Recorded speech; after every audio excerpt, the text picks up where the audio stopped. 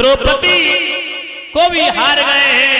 इधर दुर्योधन के मन में अग्नि धधक रही थी कि वो कौन सा समय मिला जो अंधे के अंधा पैदा हुआ, जो द्रौपदी ने जहर उगला था। जब तक द्रौपदी को निर्वस्त्र करके मैं अपनी जंघा पर न बैठा लूं तब तक मेरे दिल का डाह नहीं बुझेगा। उसी समय अपने भैया दुशासन से कहा है कि हे दुशासन, जाओ द्रौपदी के केस पकड़ के भरी सभा में लाओ और उसे नग्न करने के बाद मेरी जंघा पर बैठा लो। प्यारे, जैसे ही दुशासन ने आदेश पाया है उसी समय मदमस्त दुशासन द्रौपदी के केस पकड़ के, द्रौपदी स्नान करने के बाद अपने केस सुखा रही थी, केस को पकड़ के भरी सभा में घसीटते हुए खींचते हुए लाया। द्रौपदी कहती, देवर दुशासन क्यों मुझे अपमानित कर रहे हो, केस छोड़ो।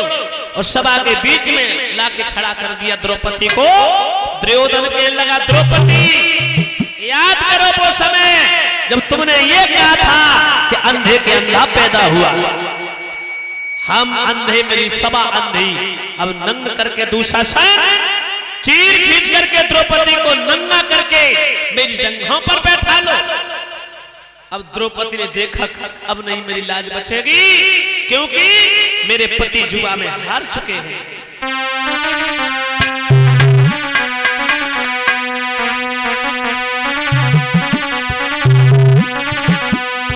उसी समय द्रौपदी के लगी, हे कृष्ण, हे द्वारकाधीश, मेरी रक्षा करो। अब आपके अलावा मेरी लाज बचाने वाला कोई नहीं है।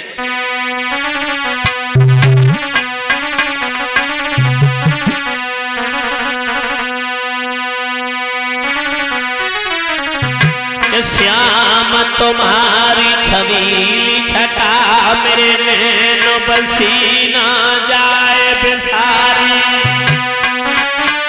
मोर पखा सिर संग सखा गोप चरण बीच बसो बनवारी। वो मुस्कान बखान करे नर नार सोरे सब पीड़ा धारी। उर्म के निवास करो सर्वेश सदा सुख के। द्रौपदी के पिछिया मेरी लाज बचाओ। भीष्म पितामह, कर्ण, द्रोणाचार्य बड़े बड़े मारुति सभा के बीच में बैठे हैं, लेकिन इस अधर्म अन्याय से किसी ने रोका नहीं। उसी समय द्रौपदी कहती, कन्हैया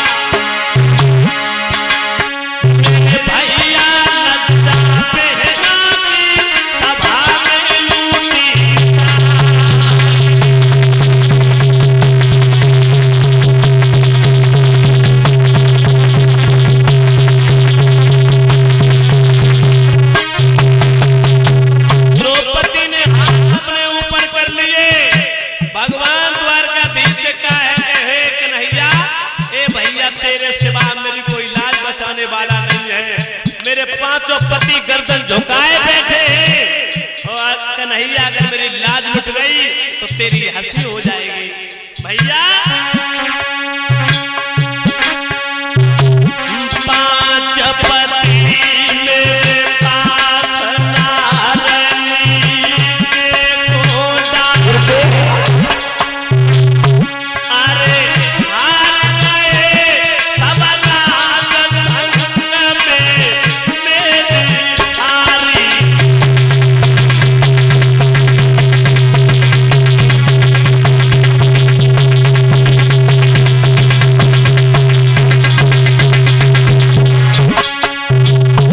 अरे भीष्म बाबा मोन मोन है द्रोणाचार्य,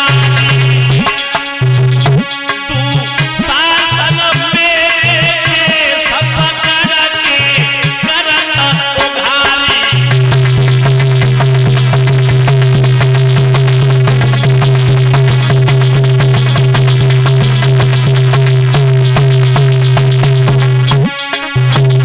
अरे भैया अब जाके सियो,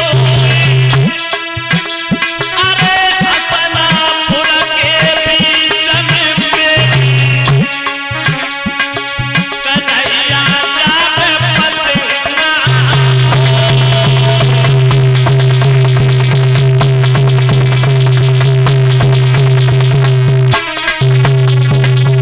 भक्त आज द्रौपदी बिलख रही थी सभा के बीच में।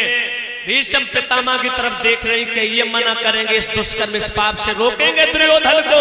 द्रोणाचार्य की तरफ देख रही है, लेकिन किसी ने ये दुष्कर्म रोकने का प्रयास नहीं किया। हाथ दोनों ऊपर हो गए, दुशासन चीर को खींचता जा रहा है। द्रौपदी घूमती है, इधर द्रौपदी कहती श्याम अब क्या होगा। इसी के साथ साथ ब्रजेश भैया के बहनोई साहब राजीव सिंह यादव इंस्पेक्टर साहब 501 रुपए पुनः भिजवा रहे हैं, जो गोपाल नगर मैनपुरी से आए हैं। और अनरेद यादव ये 50 रुपए पुनः फिर भिजवा रहे हैं। इसी ग्राम ब्रजराज सिंह मछलिया के रहने वाले 100 रुपए भिजवा रहे हैं। कोमल यादव और गोविंद यादव ये 100 रुपए भिजवा रहे हैं। मुकेश यादव फौजी मैनपुरी से 101 रुपए, बबलू यादव बीटीसी 101 रुपए लिखा है, आला में माफ करे भैया। और सर्वेश यादव के भांजे अब से